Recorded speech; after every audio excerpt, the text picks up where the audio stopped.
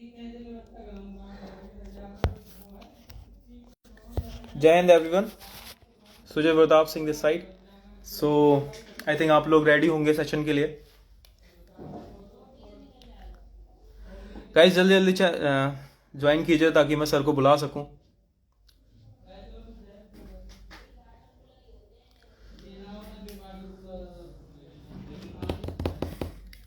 Thank you guys, thank you. जय हिंद, जय Hind.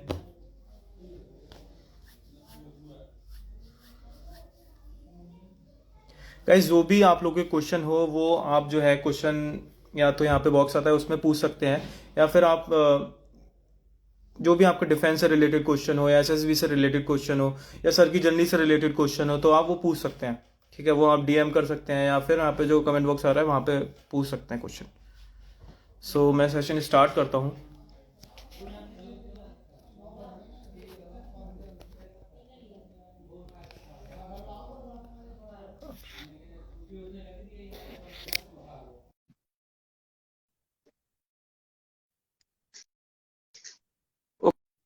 Okay guys, जो आप भी आपके क्वेश्चन है वो पूछ सकते हैं।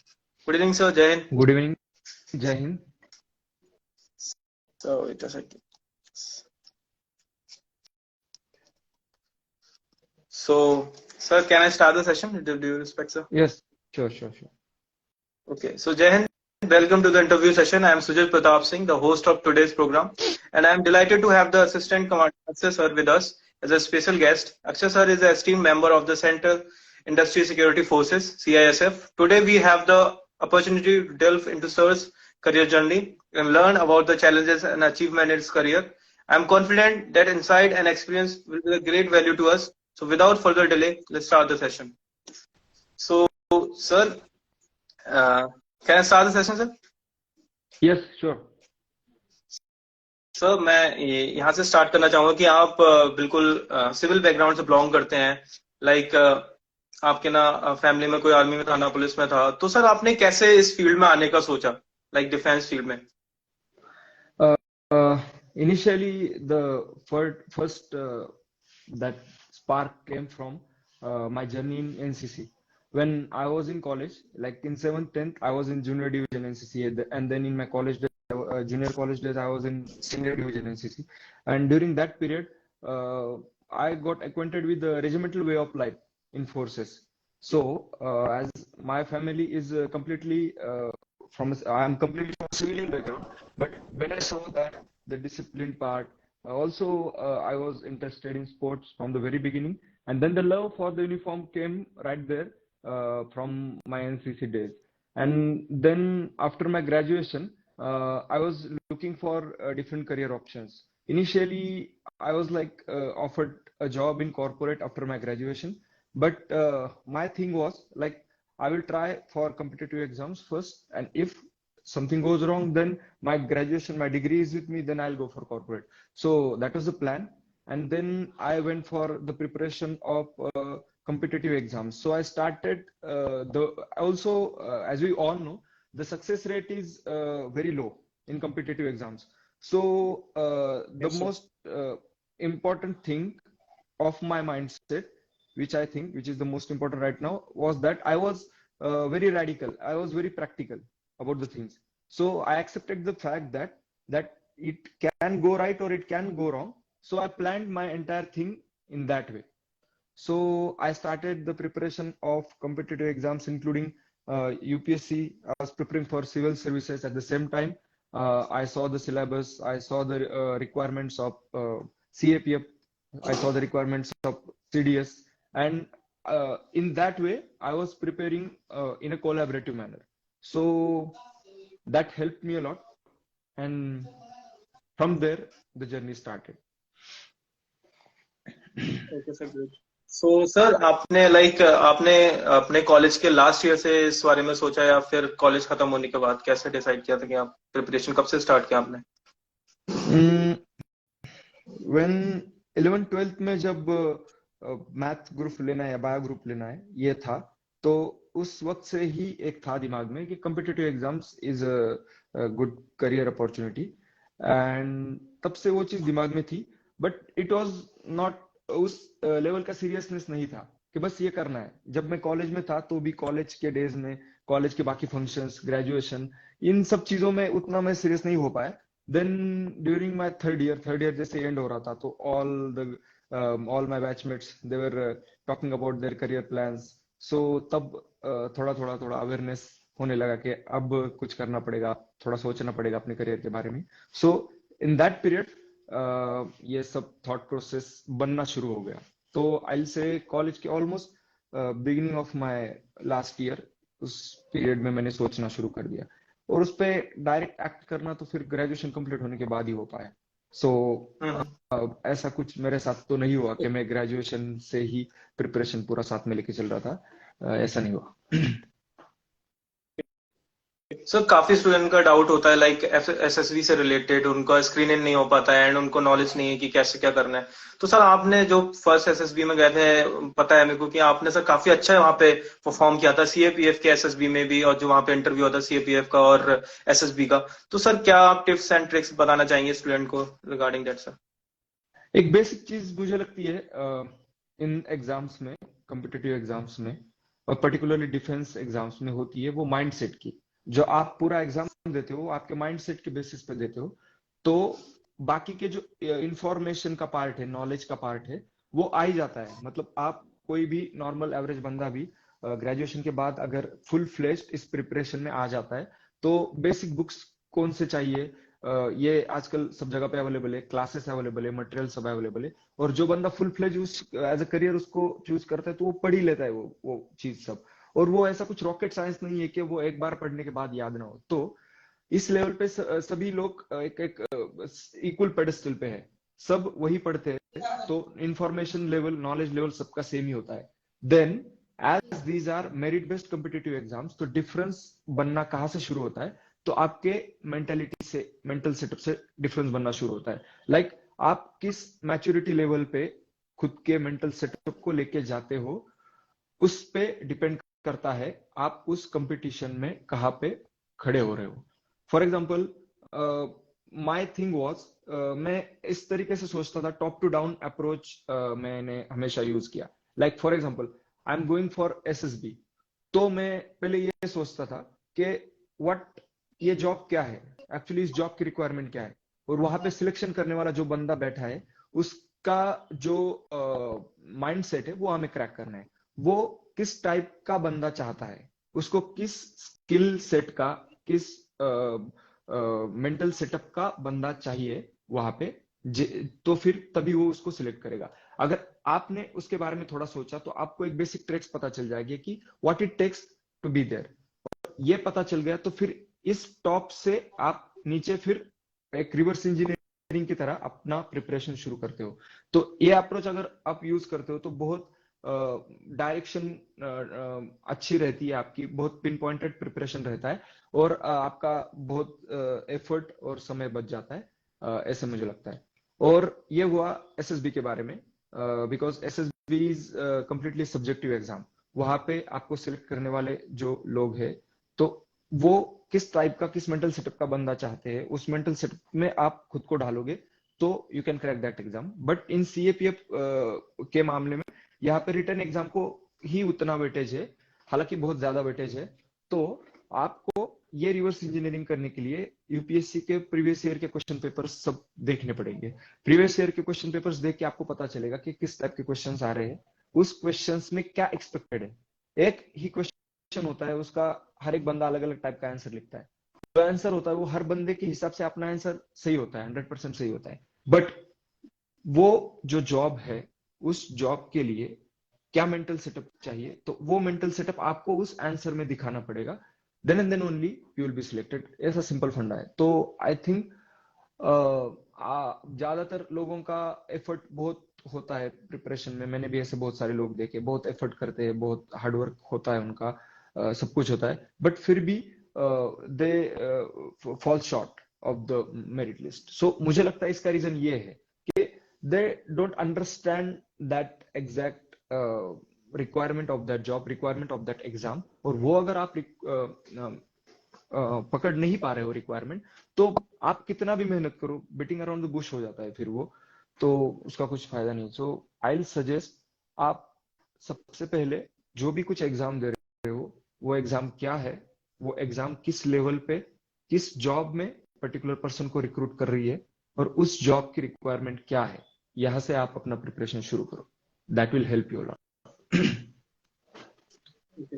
Thank you sir. My next question is that like कुछ स्टूडेंट की इंग्लिश थोड़ा वीक होती है एंड वो चाहते हैं कि उनका जो सेकंड पेपर होता है सीएपीएफ का इंग्लिश वाला पार्ट होता है, इसमें ऐसे वगैरह लिखने होते हैं, तो वो किस वे में तैयारी कर सकते हैं, लाइक ऐसे राइटिंग किस तरीके से कर सकते हैं, कुछ उस बारे में सब बताना चाहें आप. This is a very interesting question, because कुछ साल पहले मैं स्पेक्ट्रम के उस तरफ था. मैं भी इंग्लिश को टैकल कैसे किया जाए इसके लिए यूट्यूब वीडियोस और बाकी चीजें ढूंढता था. तो मुझे बहुत इंटरेस्ट से इस क्वेश्चन का आंसर मैं देना चाहूंगा. तो जैसे मैं ही बेसिकली मेरा जो रीजनल मीडियम है, मराठी मीडियम, उससे मैंने मेरा जो बेसिक एजुकेशन है वो कंप्लीट किया था.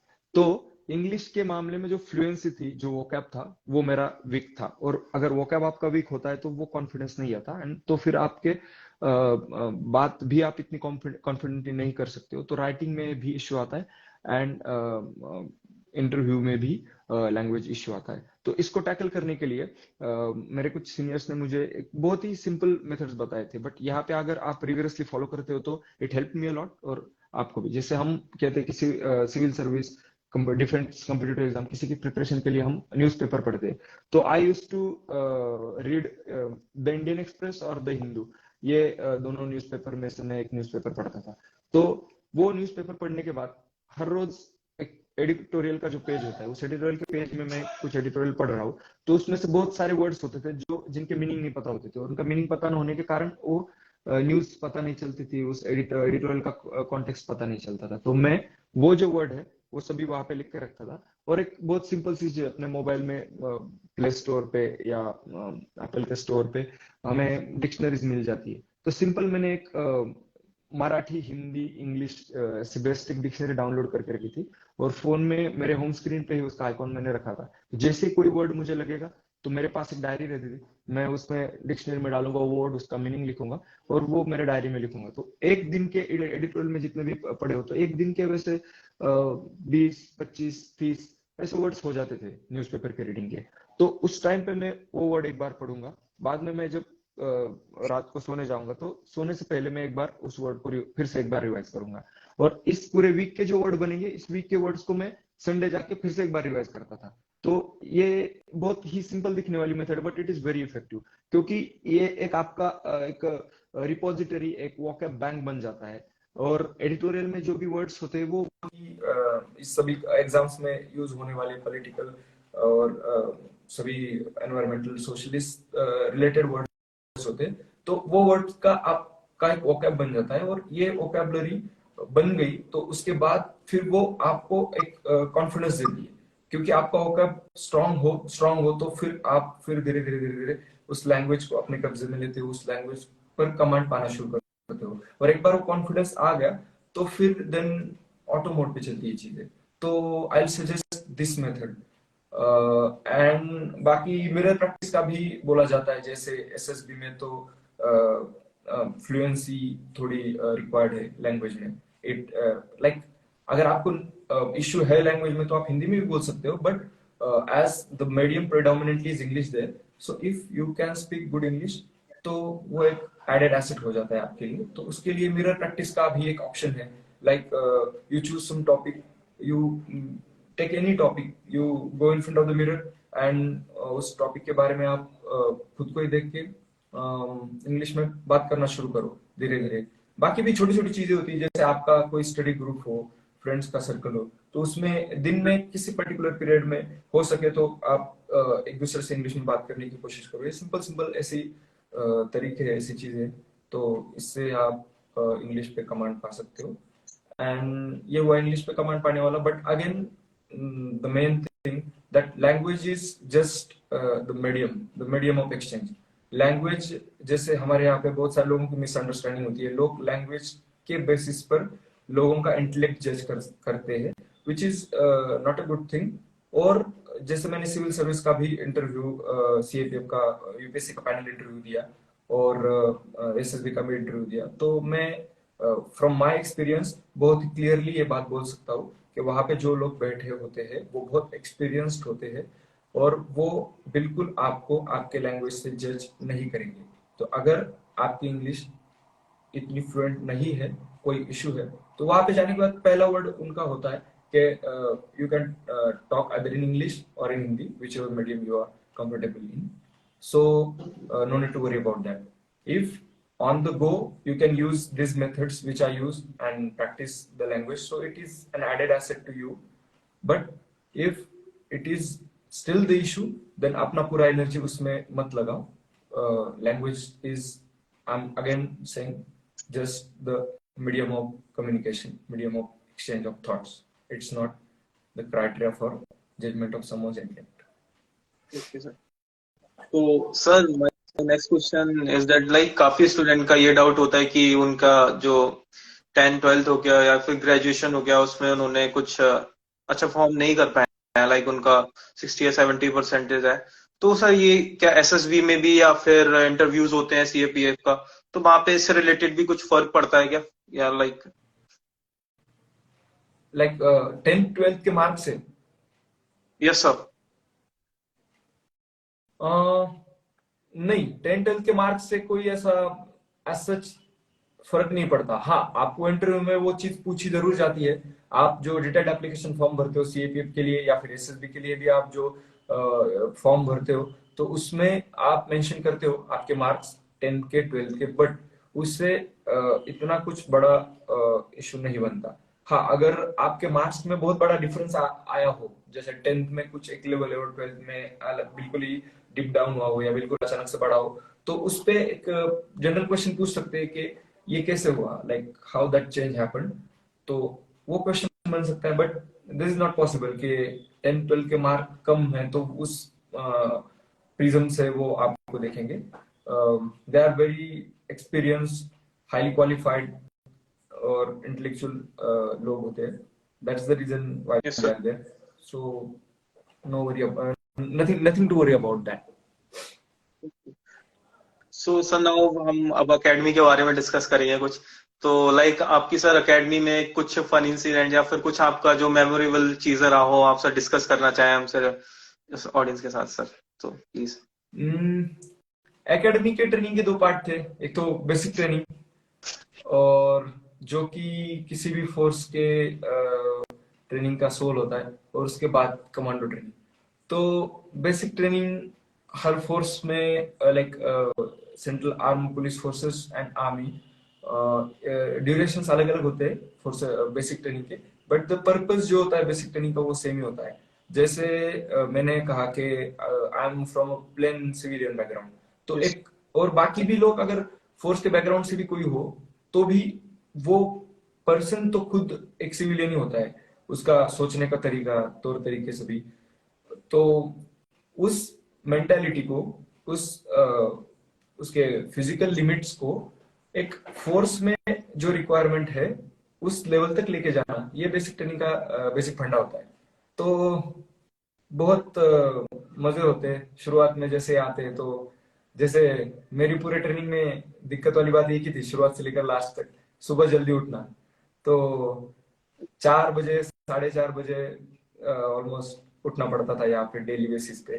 पर्टिकुलर पीरियड में हम हॉर्स राइडिंग में जाते थे तो उस टाइम पे तो 3:30 4 इस टाइम पे उठना पड़ता था। तो इनिशियली मैंने कभी सोचा भी नहीं था, मेरा ग्रेजुएशन इंजीनियरिंग में हुआ था, तो वी ऑल नो इंजीनियर्स क्या करते हैं सभी। एग्जाम के पहले पूरे रात रात जाग के पढ़ना, और बाकी भी ऐसे रात तो सोने के लिए होती है, ये भूल ही गए थे इंजीनियरिंग जाके। तो यहाँ पे आके वो एक बड़ी दिक्कत हुई। बट बाकी सभी मेरे ब्रदर ऑफिसर्स एक साथ सभी मिलकर रहते हैं, तो उस चीज का ट्रेनिंग में बहुत फायदा मिलता है।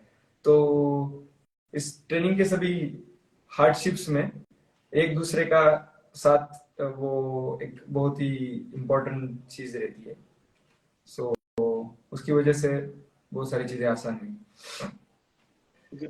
So sir, passing out parade का इसमें क्या क्राइटेरिया होता है? लाइक एसएसबी में जो हमारे सीडीएस एंट्री से जाते हैं, एनडी एंट्री जाते हैं, उसमें पासिंग आउट परेड का कुछ क्राइटेरिया होता है। तो सर सीएपीएफ के एंट्री जो जाते हैं उसमें परेड किसको लीड करने के लिए मिलती है, लाइक सर आपको अपॉर्चुनिटी मिली थी? Okay, CAPF में so I was the overall best in my batch and उसकी वजह से I got the opportunity to command the parade, the passing out parade. I was the parade commander. So basically पूरे साल में different sections होते हैं, उस sections में आपकी ट्रेनिंग होती है। जैसे फिजिकल ट्रेनिंग चलता है, उसका एक अलग डिपार्टमेंट होता है। उसके बाद वेपन ट्रेनिंग चलता है, उसका एक अलग डिपार्टमेंट होता है। उसके बाद हमारे यहाँ पे STTW बोलते हैं उसको, special tactics and training wing. तो अर्बन टैक्टिक्स, जंगल टैक्टिक्स, इसका एक जनरल ट्रेनिंग होता है। तो और इंडोर के जो सब्जेक्ट्स होते हैं जिसमें IPC, CRPC और फोर्स रिलेटेड जो इंटरनल एक्ट्स है, रूल्स है, रेगुलेशंस है, उसके रिलेटेड इंटरनल सब्जेक्ट्स होते हैं, उसके पेपर्स होते हैं। तो ऐसे डिफरेंट डिफरेंट सेक्शंस में आपको डिफरेंट डिफरेंट स्किल्स पढ़ाए जाते हैं, आपसे करवाए जाते हैं, और रेगुलर इंटरवल्स पे उसके टेस्ट होते हैं। तो पूरे साल में ये जो सभी टेस्ट होते हैं, उन टेस्ट के सभी मार्क जोड़ के फिर फाइनली उन सब मार्क्स में statistically who's got the upper edge, so he becomes the overall best, the sword of honor. He gets the opportunity to command the parade. So इस तरीके से होता है। सो सर जब आपका पासिंग आउट परेड हुआ था तो पेरेंट्स भी आए होंगे आपके, तो कैसा फीलिंग था तो उस टाइम पे आपको फैमिली के साथ? तो वो कुछ आप बताना चाहें तो उस बारे में। जैसे सभी बोलते हैं, it was the best moment of my life obviously, क्योंकि Yes, sir. जब ऐसे ट्रेनिंग जब कर रहा था तो सभी ट्रेनिंग में सभी का सर्वाइवल इंस्टिंक्ट हाईएस्ट लेवल पे होता है। सभी ट्रेनिंग सर्वाइव होने के लिए करते हैं। ट्रेनिंग में सर्वाइव होना, विदाउट इंजुरी ट्रेनिंग कंप्लीट करना, कोई भी मिलिट्री ट्रेनिंग, यही एक बहुत बड़ी बात होती है। तो इस सिचुएशन में आप ये नहीं सोच सकते हो कि मैं यहाँ पे टॉप करूंगा। टू बी वेरी ऑनेस्ट, मैं यहाँ पे मेरा बेस्ट दूंगा, मैं यहाँ पे टॉप करूंगा, ऐसा किसी के दिमाग में नहीं होता, और मेरे भी दिमाग में नहीं था। तो जस्ट इंटरेस्ट लिया सभी चीजों में। सभी मेरे ब्रदर ऑफिसर्स, हम सभी साथ मिलके एक दूसरे का साथ देते देते ट्रेनिंग करते गए, और फिर उसका as a outcome this happened. But when this happened तो मेरे मॉम डैड, मैं फिर से वही चीज बार बार बोल रहा हूँ कि वो कंप्लीट सिविलियन बैकग्राउंड से, तो उनको ये कुछ फोर्स का पता नहीं है, like how the things happen here. सभी पासिंग आउट परेड में जो सब काम जाम होता है, जो सब यहाँ पे डिसिप्लिन होती है, हर चीज का करने का एक अलग तरीका होता है, तो उनको उस चीज के बारे में बहुत अट्रैक्शन था। And as I was commanding the parade, so उसी टाइम पे उनके आंखों में मुझे वो सब चीज दिखाई दे रही थी, the feelings they have for me. So that was no brainer, like hands down the best moment in my life, and I enjoyed it a lot. Okay, तो सर एक हमारे जो एकेडमी होती है उसमें एक बेसिक ट्रेनिंग होती है एंड एक कमांडो ट्रेनिंग होती है। तो सर कमांडो ट्रेनिंग में क्या क्या होता है सर, उसके अंदर से कुछ बताना चाहिए उस बारे में सर, शेयर करना। कमांडो ट्रेनिंग CAPF में ऑफिसर रैंक में कमांडो ट्रेनिंग कंपलसरी होती है। CISF में उसे शॉर्ट कमांडो कोर्स बोलते हैं। उसका ड्यूरेशन 1 मंथ का होता है, और आपने आपकी बेसिक ट्रेनिंग कंप्लीट करने के बाद, पासिंग आउट हो जाने के बाद, एक 15 दिन और उस टाइप का कुछ इंटरवल मिलता है। उस टाइम में आप आपके घर जाके आते हो, और उसके बाद जैसे मेरे फोर्स की MP में होती है कमांडो ट्रेनिंग एकेडमी है, वहाँ पे हमारी रीजनल ट्रेनिंग सेंटर, तो वहाँ पे ये कोर्स होता है। तो बेसिक कमांडो कोर्स में आपको कोई नया स्किल नहीं सिखाया जाता, क्योंकि फोर्स में लगने वाले जो बेसिक स्किल्स है वो आपको बेसिक ट्रेनिंग में ही सिखाए जाते हैं। तो commando course is completely there for transformation of force personal into commando.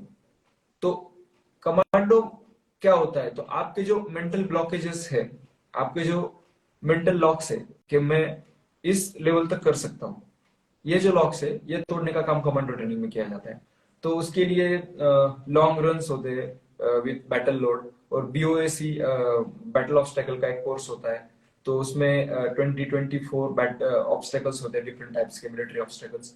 तो आपको वो सभी ऑब्स्टेकल एक ही साथ पार करके जाना है, और उसका टाइमिंग रहता है, उसके फिर क्राइटेरिया रहते हैं, according to that, excellent, good, very good, ऐसे क्राइटेरियाज में आपकी मार्किंग होती है, और टैक्टिकल फायरिंग होती है वहां पे। जैसे बेसिक ट्रेनिंग में जो भी आपकी फायरिंग होगी वो बिल्कुल बेसिक होगी, जैसे सामने टारगेट है, आप पर्टिकुलर डिस्टेंसेस पे जाके आपके वेपन के रेंज के अकॉर्डिंग वहां पे फायर कर रहे हो, इतना सिंपल होता है बेसिक में। But then when you go to commando, then actual field situations वहां पे क्रिएट की जाती है, रूम इंटरवेंशंस के लिए सिचुएशंस क्रिएट की जाती है, मूविंग टारगेट्स होते हैं, जंगल रेंजेस होते हैं, जंगल रेंज में पॉपिंग टारगेट्स होते हैं, स्नैपशॉट फायर होता है वहां पे, ऐसे ऐसे एक्सपोजर्स होते हैं।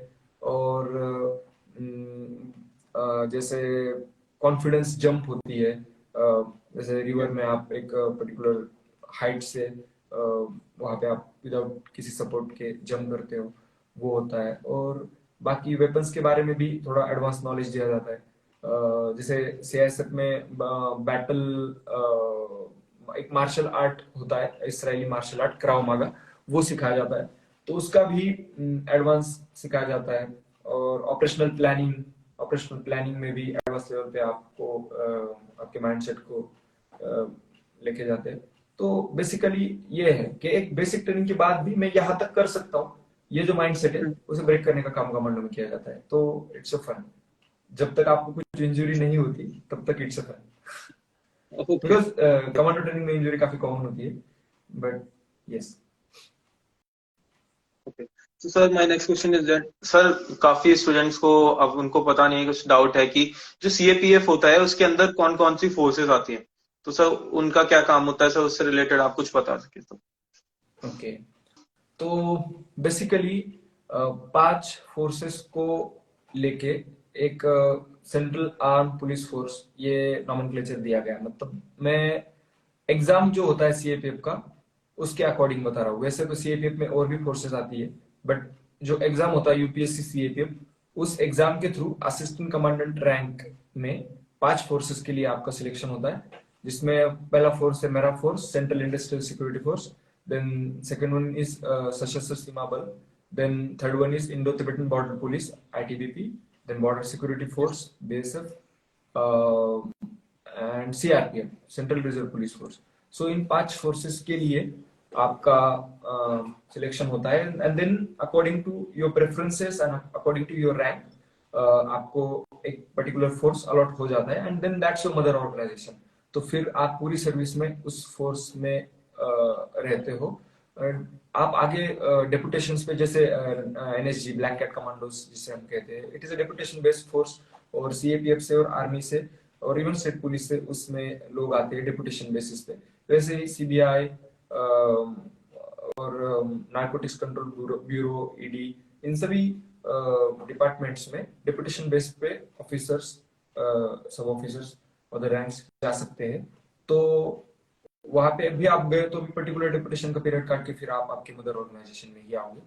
तो ये एक स्ट्रक्चर है सीएपीएफ का। बाकी तो जो 5 फोर्सेस बताए तो वो अपने आप में बस एक नॉमेनक्लेचर है, सबको कॉमन आइडेंटिटी देने के लिए, फॉर एडमिनिस्ट्रेटिव ईज के लिए। बट वैसे सभी फोर्स अपने आप में बिल्कुल अलग है, अपने सभी के जिस थिएटर्स में वो फोर्सेस काम करते हैं वो थिएटर्स अलग है, जिस तरीके का काम करते हैं वो अलग है, उन ऑर्गेनाइजेशन जो है उन फोर्सेस का वो पूरी तरीके से अलग है, और इवन रूल्स रेगुलेशंस जिस पे काम करते हैं वो भी पूरे अलग है। तो बाकी बहुत सारे ये चीजें हैं, जैसे विकिपीडिया पे भी ये टेक्निकल चीजें जो है सभी मिल जाएंगी। Yes sir. बट इसका जो ओवरऑल क्रक्स है वो मैंने बताने की कोशिश की। So now my next question is that sir जो आपको डेली क्या चीज मोटिवेट करती है, मतलब वर्क पे जाने के लिए या फिर इतनी सारी चीजें करने के लिए, क्या चीज सर आपको मोटिवेट करके रखती है, सर उस बारे में जानना चाहेंगे। मोटिवेशन के बारे में मेरा एक फंडा है पहले से कि आप कोई पर्टिकुलर पर्सन एग्जाम में सिलेक्ट हुआ हो और फिर वो आपको आके कोई चीजें बताए जिससे आपका एड्रेनलिन रश हो जाए, तो उससे बहुत सारे लोग मोटिवेशन समझने की गलती करते हैं। But in my opinion that is not motivation. Like you go, वहां पे जाते हो, आप बैठते हो, आप खुद तो कुछ नहीं कर रहे, जैसे पैसिव हो, आप बस पैसिवली सामने वाले बंदे को सुन रहे हो, और उसको सुनने के बाद वो आपको वो रश मिलता है अंदर से, वो तो that is not exactly motivation. So in my opinion motivation is जब मैं एक प्रैक्टिकल डिसीजन लेता हूँ, मेरा जो स्किल सेट है, मेरी जो स्ट्रेंथ्स वीकनेसेस है, मेरी जो लिमिट्स है, उन सबको सामने रख के एक प्रैक्टिकल थिंकिंग करके, एक प्रैक्टिकल विजन रख के मैं डिसीजन लेता हूँ कि मैं इस पर्टिकुलर एग्जाम के लिए प्रिपरेशन करने वाला हूँ. और फिर मैं मेरा प्रिपरेशन शुरू करता हूँ. उसका बेसिक सभी क्वेश्चन पेपर्स देखता हूँ, उसका बेसिक बुक लिस्ट देखता हूँ और उसके अकॉर्डिंग पढ़ना शुरू करता हूँ. और जब मैं लाइब्रेरी में जाके पहले दिन बैठता हूँ, पहले दिन मेरे से कुछ ज्यादा पढ़ना होता नहीं, दूसरे दिन में जाके और 4 पेजेस पढ़ता हूँ, तीसरे दिन में जाके और 8 पेजेस पढ़ता हूँ, चौथे दिन में जब जाता हूँ तब मैं बिल्कुल मतलब डिमोटिवेट हो जाता हूँ कि मुझे ये इतना कुछ है मेरे सामने, इतना बड़ा पहाड़ खड़ा है, इतना चढ़ के जाना है और अभी मैंने 2 ही कदम लिए तभी मेरे पैरों में बिल्कुल जान चली जा रही है, तो मैं पहाड़ कैसे चढ़ पाऊंगा. ये जब मेरे दिमाग में आता है तो मैं बिल्कुल डिमोटिवेटेड होता हूँ. लेकिन फिर भी मैं चौथे दिन जाके लाइब्रेरी में फिर से बुक खोल के बैठता हूँ, क्योंकि मैंने 3 दिन पहले जो पढ़ा है, जो भी कुछ पढ़ा है, वो मुझे वेस्ट नहीं करना है. मैंने मेरा बाहर का करियर छोड़ के, कॉर्पोरेट का करियर छोड़ के यहाँ पे आके थोड़ा मेरा जो भी पैसा है, मेरा जो भी टाइम है, वो मेंटल अटेंशन है, वो इन्वेस्ट जो किया है इतने दिन के लिए, वो मुझे बर्बाद नहीं करना है. इसीलिए मैं चौथे दिन जाके बैठ रहा हूँ. तो मेरा जो पहले किया हुआ थोड़ा बहुत काम है, वही काम मुझे अगला काम करने के लिए पुश कर रहा है. So in my opinion that is practical, that is a real motivation. So वो कहते हैं कि तुम्हें अगर किसी भी चीज से कोई बंदा किसी भी मुश्किल से बाहर निकाल सकता है तो तुम वो खुद हो. Yes. तो मुझे ये मोटिवेशन का रियल मीनिंग लगता है that you get motivated from your own hard work, from your own deeds. So that helps a lot. Preparation के पीरियड में भी मेरे एक दोस्त ने, सीनियर ने मुझे ये चीज बोली थी कि दैट वर्क फॉर मी, कि कुछ ऐसे दिन आते हैं कि आप बिल्कुल ही टूट जाते हो. लाइक बिलीफ लेवल जो होता है खुद के स्किल सेट में, खुद के हार्डवर्क में, वो एक डीप डाउन हो जाता है एक पर्टिकुलर पीरियड में. उसके रीजन काफी सारे हो सकते हैं, बट एवरी एस्पिरेंट के लाइफ में, प्रिपरेशन के इसमें ये पीरियड आता है. तो उस पीरियड में तुम क्या करो, तुमने जब से तुम्हें समझ आई है तब से तुमने तुम्हारे स्कूल में, तुम्हारे हाई स्कूल में, तुम्हारे जूनियर कॉलेज में जो भी अच्छी अच्छी चीजें करी है, छोटी सी छोटी चीज हो, जैसे कहीं पे कुछ किया तुमने उस दिन और तुम टीचर ने तुम्हें उसके लिए कुछ अच्छा कहा and then you felt good, तो ये जो सब मेमोरीज होती है वो अपने कॉन्शियस सबकॉन्शियस माइंड में कहीं तो अंदर होती है. सो अपनी डायरी लेके बैठो और उन सब चीजों को फ्रॉम 0 टू आज तक का सभी जो भी पॉजिटिव चीजें, छोटी छोटी चीजें भी क्यों ना हो, तो वो सभी चीजें पढ़ लो, लिख लो. और उनको लिखने के बाद एक बार जब भी आपको लो पॉइंट, आप उस लो पॉइंट पे जाए, आपको वो चीज फील हो, तो उसको सबको एक साथ पढ़ लो. So that will motivate you like anything. Hmm. तो that was my trick. Sir, तो सर काफी ज्यादा मोटिवेशन आ चुका है मेरे अंदर भी, और जो लोग देख रहे हैं उनके भी मैं कमेंट पढ़ रहा हूँ कि वो भी मतलब हाईली मोटिवेटेड हो चुके हैं. तो सर हम कुछ स्टूडेंट्स के ले लेते हैं क्वेश्चंस की, वो क्या पूछ रहे थे, मैं मुझे जरूर. पता है. सर किसी ने पूछा है कि how to prepare for paper 1 hard questions.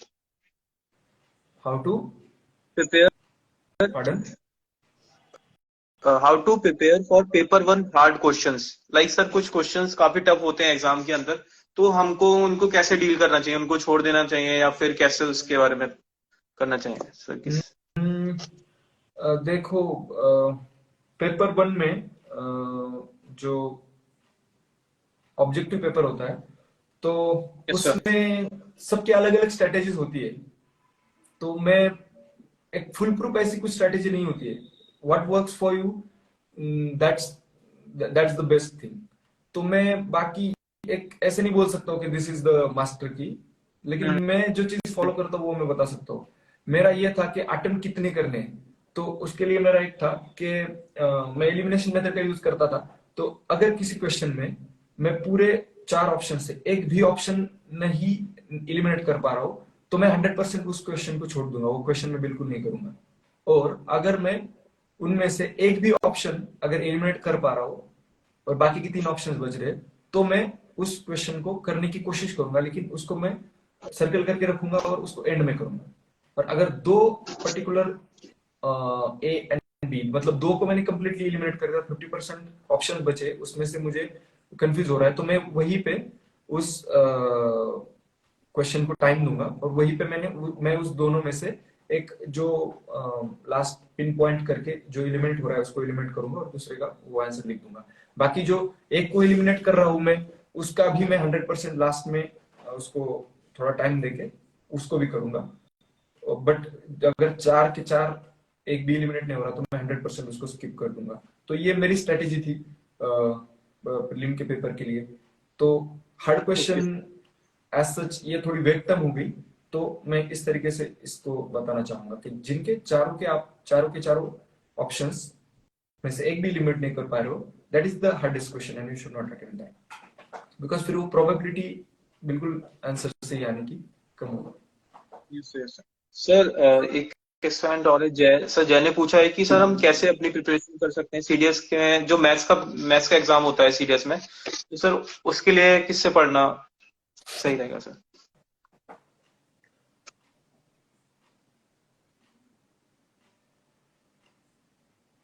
Maths के एग्जाम के best way is to go by the question papers.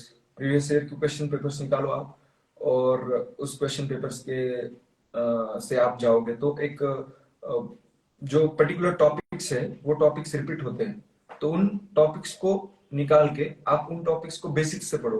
उन टॉपिक्स के कंसेप्ट, जैसे वर्क एंड टाइम के क्वेश्चंस होते हैं या फिर ये जो बार बार रिपीट हो रहे हैं, तो उन टॉपिक्स को निकालो प्रीवियस क्वेश्चन पेपर देखिए और उन टॉपिक्स को बेसिक से पढ़ो। तो इससे थोड़ा वर्कलोड आपका कम हो जाएगा मैथ्स के लिए। और बाकी मैथ्स के लिए तो फिर आपका ग्रेजुएशन से मैथ्स कैसे है, वो चीज बहुत मैटर करती है यहाँ पे, बिकॉज मैथ्स इज समथिंग जो बेस बनता है आपका, उस पर आप बिल्ड करते हो। अगर वो Yes. बेस ही अच्छा नहीं है तो फिर दिक्कत तो आएगी। तो उस तरीके से, और बाकी क्वेश्चन जो होते हैं वो 10th के लेवल के ही क्वेश्चंस होते हैं मैथ में। इतने डिफिकल्टी, बहुत ही ज्यादा हाई डिफिकल्टी जेई वाले क्वेश्चन से ऐसा कुछ नहीं है। तो ये सिंपल सी ट्रिक है, प्रीवियस ईयर के क्वेश्चन पेपर दिखो, निकालो, जिन टॉपिक्स पे बार बार क्वेश्चन रिपीट हो रहे हैं उन टॉपिक्स को निकालो, उन टॉपिक्स को जीरो उनकी पूरी कंसेप्ट वाइज कर लो, तो बहुत सारे क्वेश्चंस हो पाएंगे। सर एक क्वेश्चन और पूछा है विकास सर, ये पूछा है कि 6 month is enough for CAPF exam? बहुत सारे लोग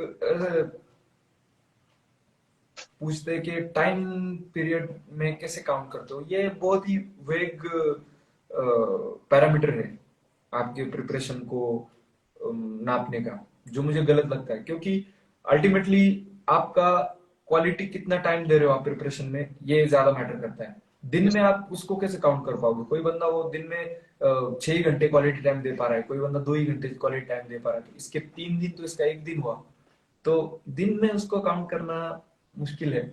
but then you go by the quality time. जैसे प्रिपरेशन में कभी कभी स्टैग्नेशन आ जाता है और उस पीरियड में फिर आपकी इफिशियंसी बहुत कम हो जाती है, आपका क्वालिटी टाइम बहुत कम हो जाता है पढ़ाई का।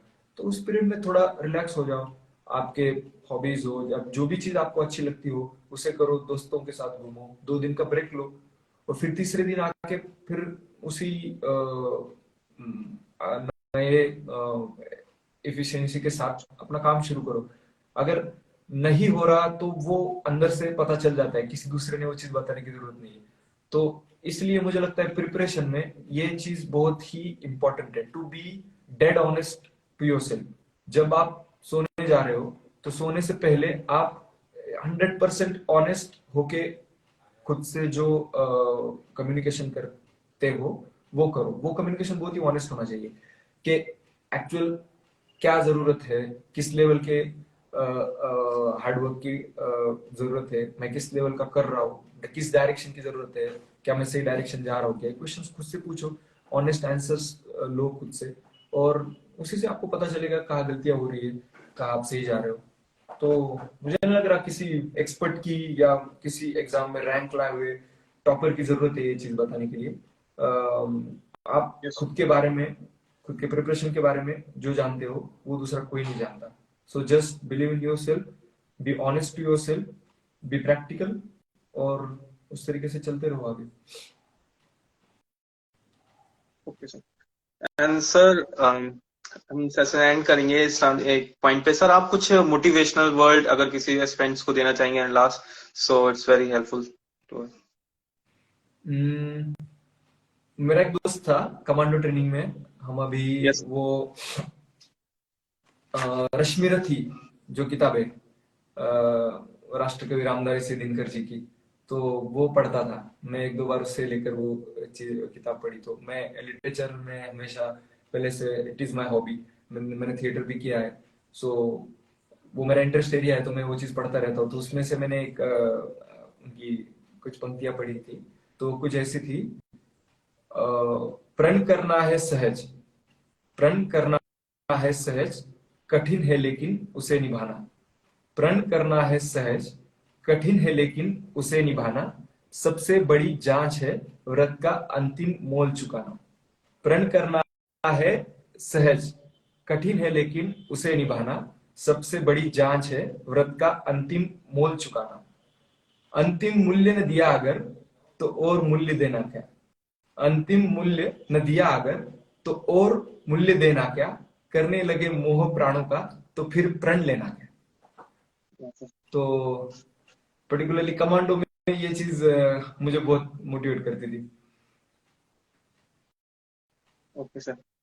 So thank you so much sir अपना वैल्यूबल टाइम देने के लिए. सर आप काफी बिजी थे, उसमें से शेड्यूल निकाल के सर अपने सेशन डिजाइन किया सर. यहाँ थैंक पे you so much sir time देने के लिए. पर्टिकुलर क्वेश्चन बार बार पूछा जा रहा है इंटरव्यू के बारे में, थोड़ा बोल रहे लोग यस सर. सर रिगार्डिंग आपके इंटरव्यू एक्सपीरियंस से रिगार्डिंग आई थिंक. ओके. तो इंटरव्यू के बारे में, जैसे सीएपीएफ का इंटरव्यू, पैनल इंटरव्यू और सीडीएस का इंटरव्यू, ये दोनों completely different ball games. They are completely different ball games. जैसे मैंने शुरुआत में बोला कि किसी भी एग्जाम का प्रिपरेशन आप शुरू कर रहे हो तो आप शुरुआत इससे करो कि उस एग्जाम के पैटर्न की रिक्वायरमेंट क्या है. उस रिक्वायरमेंट को आप समझोगे तो आपके लिए प्रिपरेशन बहुत आसान होगा और एक सही डायरेक्शन से रहेगा. तो इंटरव्यू में सबसे इंपॉर्टेंट बात होती है कि आप जो आपका डिटेल्ड एप्लीकेशन फॉर्म देते हो, तो उसके इर्द गिर्द आपका इंटरव्यू होता है, क्योंकि वो इंटरव्यूअर आपको पर्सनली नहीं जानता है. आप उसके लिए वही हो जो आपने आपके डिटेल एप्लीकेशन फॉर्म में लिख के दिया हो. और एसएसबी में भी जो फॉर्म आता है जिसमें आपके डिटेल्स होते हैं, पर्सनल डिटेल्स, वो उस इंसान के लिए आप हो. तो आप वो फॉर्म जब भरते हो तो बहुत लोग मैंने देखा है कैजुअली वो फॉर्म भर देते हैं और फिर बाद में प्रॉब्लम बहुत आती है. तो आप जब वो फॉर्म भरते हो तो हर एक वर्ड उसमें बहुत ही एकदम ठीक से भरो. दूसरी एक बात मुझे लगता है कि इंटरव्यू के मामले में सबसे इंपॉर्टेंट चीज है ऑनेस्ट रहना. जितना आप ऑनेस्ट रहोगे, डेड ऑनेस्ट रहोगे, उतना पूरा वो इंटरव्यू आपके लिए बहुत सही जाएगा. क्योंकि इंटरव्यू में आप कोई भी चीज बोलते हो वहां पे, तो उस चीज को आपको उस चीज का लॉजिक देना है, आपको उस चीज को डिफेंड करना है. और अगर आप कुछ ऑनेस्ट चीज बताते हो, जैसे मुझे उन्होंने कुछ पूछा कि आपकी हॉबी क्या है, और मैंने एक ऑनेस्ट हॉबी बताई मेरी कि हाँ चलो पोएम्स लिखना मेरी हॉबी है, या किसी की बहुत सिंपल सी भी हॉबी हो सकती है यार. मुझे अभी पर्टिकुलर याद आ नहीं रही कि कोई जैसे लगता भी नहीं है हॉबी है, लेकिन उस बंदे की होती है वो हॉबी, तो उसने वो लिखना चाहिए. अगर वो लिखा तो वो ऑनेस्टली उसको डिफेंड कर सकता है, क्योंकि वो चीज उसने जी, खुद उसकी वो हॉबी है, तो उसका कुछ ना कुछ लॉजिकल आंसर मिल ही जाता है. बट अगर आपने बस चीज ग्लोरीफाई करने के लिए और फोर्स में जा रहे हो, तो फिर वैसा दिखना चाहिए इसलिए कुछ माउंटेनियरिंग या हाइकिंग ऐसा कुछ अपना हॉबी बता दिया अलग से, जो कि आपने सही में कभी किया नहीं है उसको फॉलो, तो फिर आप इंटरनेट से पकड़ पकड़ के उसके बहुत चीजें बना के आप नॉलेज भी इकट्ठा कर लेते हो उसका. लेकिन जब आप पैनल के सामने जाते हो तो वो जो क्वेश्चन आता है तो वो बहुत जेनेरिक क्वेश्चन होता है. Knowledge based, information based question वो होता नहीं है. और अगर आपने वो चीज सच में खुद ने करी नहीं है तो उसका लॉजिक नहीं लग पाता और वहां पे आप अटक जाते हैं. And that gives a very bad face in that particular interview. So I think ये एक चीज है कि बहुत ऑनेस्ट रहो खुद से. और दूसरी बात कि मेंटल क्लियरिटी ये पूरे प्रिपरेशन में और इंटरव्यू में बहुत इंपॉर्टेंट चीज है। आपका दिमाग जितना सुलझा हुआ रहेगा, आपकी थॉट प्रोसेस जितनी क्लियर रहेगी, उतने आप क्लियरली उनके सामने बात कर पाओगे। अगर आपके सामने वाला बंदा खुद ही उलझा हुआ नहीं है, तो उसको आप क्या ही पूछोगे, वो क्या ही जवाब देगा। तो उस थॉट प्रोसेस को थोड़ा शार्पन करने की कोशिश करनी चाहिए। तो मेरा एक एक ये था इसके लिए कि लाइफ में तुम जब प्रिपरेशन का, मुझे तो ऐसे लगता है इवन एकेडमी में भी और प्रिपरेशन स्टेज में भी, जो असली प्रिपरेशन होता है वो लाइब्रेरी के बाहर होता है, और जो असली ट्रेनिंग होता है वो आपके ट्रेनिंग की जो एग्जैक्ट ट्रेनिंग आवर है उसके बाहर होता है। क्योंकि उसके बाहर आप पब्लिक डीलिंग सीखते हो, एक दूसरे से कैसे डील करना है, आप मेंटली टफ बनते हो, बहुत सारे टफ सिचुएशंस का आपको सामना करना पड़ता है। और ऐसे सिचुएशंस में जाके बार बार उसी सिचुएशन में खुद को ले जाके, फिर आप अगर पर्टिकुलर सिचुएशन में सफर कर रहे हो तो आप उसको वहीं पे छोड़ के मत दो। पर्टिकुलर सिचुएशन में आप सफर कर रहे हो तो वापस आने के बाद उस पर सोचो कि ये क्या हुआ, ऐसे क्यों हुआ, इसमें मेरा क्या गलत हुआ। अगर इस पर्टिकुलर सिचुएशन में मेरा ये गलत हुआ है तो अगली बार मैं इस सिचुएशन में क्या कर सकता हूँ, मैं इसमें क्या सही कर सकता हूँ। अगली बार आप जब जाते हो इस माइंडसेट के साथ, तो अगली बार 100% कुछ ना कुछ थोड़ा तो इम्प्रूवमेंट आप में होगा। जैसे फॉर एग्जाम्पल, बहुत सिंपल एग्जाम्पल देना चाहूंगा कि कभी कोई बुलिंग कर रहा है आपको, सिंपल सी बात है, और आप उसके बुलिंग के Yes, sir. सामने खड़े नहीं रह पा रहे हो, तो सब आप पे हंस रहे हैं, उसने आपको कुछ बोल दिया, आप उसका जवाब नहीं दे पाए, आप वापस आ गए, आप उस चीज के में से जो पेन है वो पेन लिया, आपने सफर किया और छोड़ दिया। फिर अगली बार आप जब जाओगे फिर आप उसके सामने उसी तरह सफर करोगे, क्योंकि आपने उस पर सोचा नहीं। अगर आप वापस आके उस पर सोच रहे हो कि उसने क्या बोला, फिर मैंने क्या बोलना चाहिए था, फिर मैं क्यों नहीं बोल पाया, या अगर आपने सोचा घर पे आके और एक कैलकुलेशन किया आपकी गलतियों का, तो अगली बार जाके आप 101% कुछ ना कुछ जवाब दे पाओगे उसका, और जो भी जवाब होगा वो पिछले जवाब से आपके थोड़ा सा ऊपर होगा। मैंने एक एग्जांपल बताया, ऐसे डिफरेंट सिचुएशंस आती रहेगी इस पूरे प्रिपरेशन के पीरियड में, तो उनसे बेटर करते जाना है खुद को। दिमाग हर जगह पे, आंखें कान दिमाग पूरे प्रिपरेशन में खुला रखना है। क्या हो रहा है आसपास, किस टाइप के लोग सिलेक्ट हो रहे हैं, किस टाइप के लोग सिलेक्ट नहीं हो रहे हैं, किस टाइप के लोग सिलेक्ट हो रहे हैं तो उनमें क्या चीजें थी जिन्होंने उनको सिलेक्ट कराया, जो नहीं हो रहे उनमें क्या चीजें।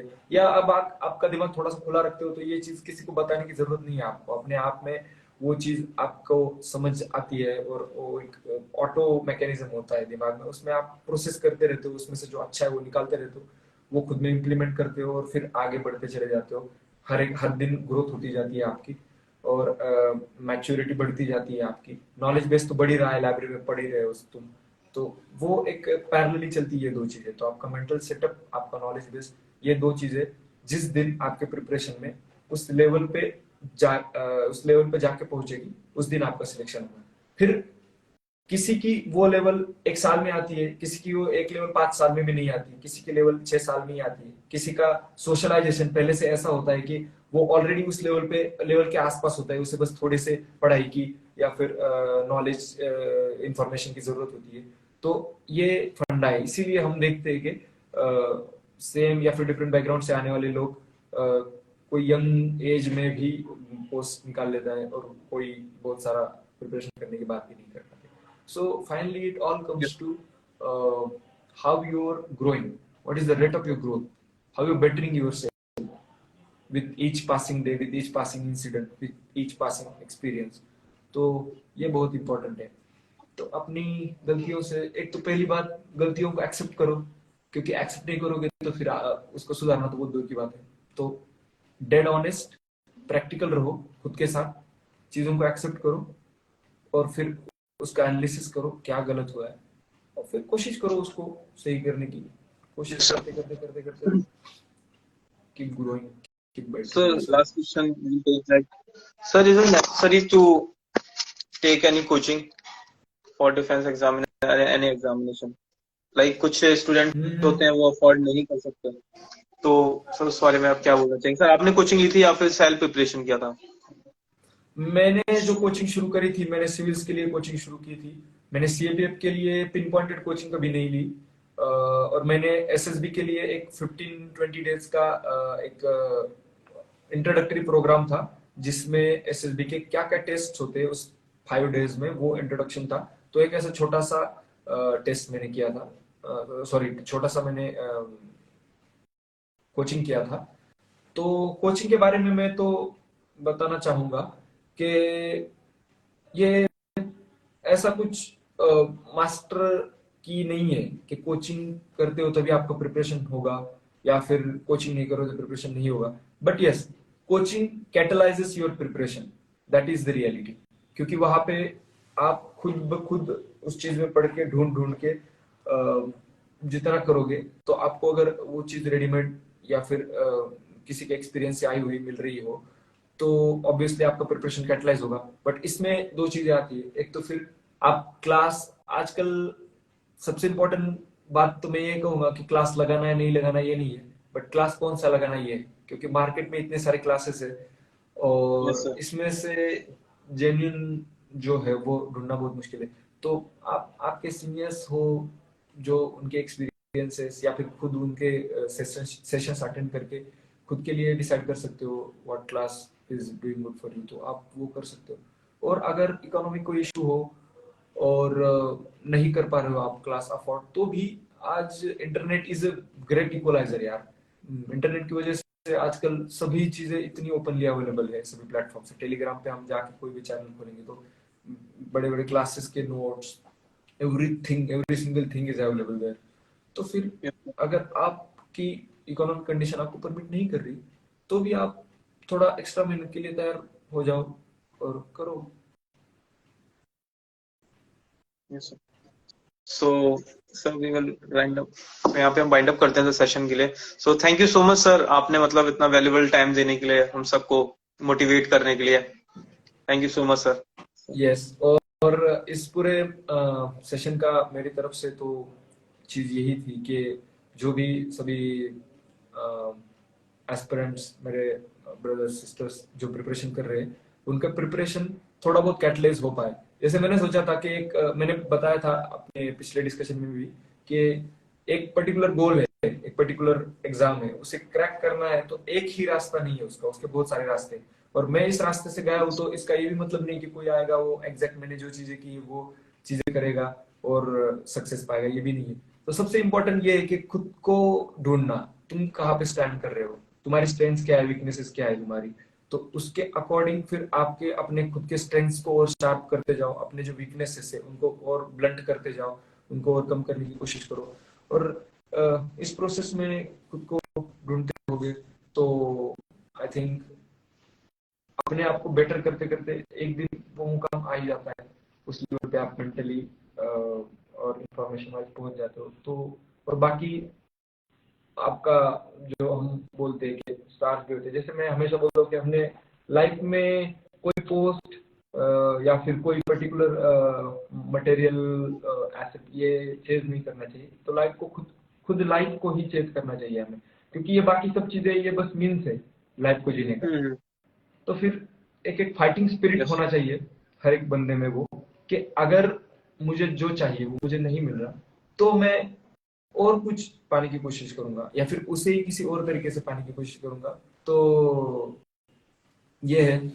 और प्रिपरेशन में बहुत सारे डिप्रेशंस, मेंटली वीकनेसेस, क्योंकि बाहर के जो फोर्सेस होते हैं वो बहुत आपको पीछे खींचने वाले, नीचे दबाने वाले बहुत सारे निगेटिव फोर्सेस होते हैं, तो उनसे भी डील करना होता है। एट द सेम टाइम खुद का कंपोजर बना के खुद से भी लड़ना होता है। तो ये सब चीजें होती है। तो इन सभी के लिए मैं एक वसीम बरेलवी साहब का एक शेर है वो बोलना चाहूंगा, और उसके साथ हम आज का सेशन खत्म करेंगे। तो वो शेर ऐसा है: रात तो वक्त की पाबंद है, ढल जाएगी। ये जो यस प्रिपरेशन स्टेज में जो भी निगेटिव थॉट्स आ रहे हैं आपके आसपास, जो भी लोग है, जो भी आपका अच्छा बुरा जो भी चाह रहे हैं, जो फोर्सेस आपको इन्फ्लुएंस कर रहे हैं, ये सभी मेटाफोरिकली मैं इसको वसीम बरेलवी साहब इसको रात कहते हैं। रात है ये, रात तो वक्त की पाबंद है, ढल जाएगी, देखना ये है चरागों का सफर कितना है। तो बस अपने सफर पे या डटे रहिए, खुद पे विश्वास रखिए, वो फाइटिंग स्पिरिट रखिए, or keep working hard, be nice to people, and be open to possibilities. Many wishes to all my brother sister aspirants from my side, and I hope I see most of you, all of you, on the other side of the spectrum. So many wishes from my side, and thank you for calling me here and giving me, like, I'm once again feeling I once again relieved those preparation days, and I relieved that entire jail, that entire journey through this. So thank you to all the Thank you so aspirants, much, sir. and Sujita, thank you. Thank you so much, sir. Jai Hind, sir. Jai Hind.